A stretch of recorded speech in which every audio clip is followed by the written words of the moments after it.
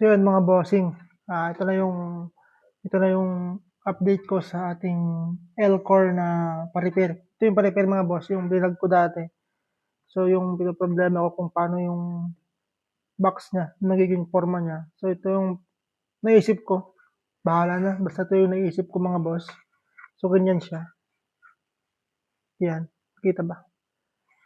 Ginamit ko rin pala mga bossing yung dating box niya. So yan, yung likod naman niya, yan. Ilalim niya. Tapos yung harap niya. Yan. So, itong design na to. So dito yung rod mga boss. Ito yung rod, dalawa, kabilaan yan. So dito siya maglalagay ng rod. Tapos, dito naman yung sa upper. Kita ba?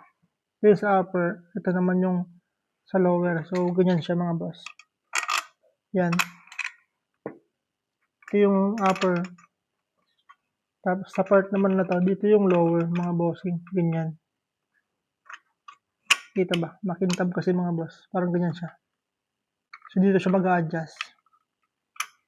Yun lang naman. Tapos yung mga materials niya mga boss, dito ko sa ibabaw ilalagay. Yan. Oh. Dito sa part na to, yung negative, saka yung switch. So yan. Ganyan muna siya mga boss. So ito mga itim na ito, mga tornilyo yan. Yan o. Mga tornilyo yan mga boss. Yan. So, ito, ganito muna.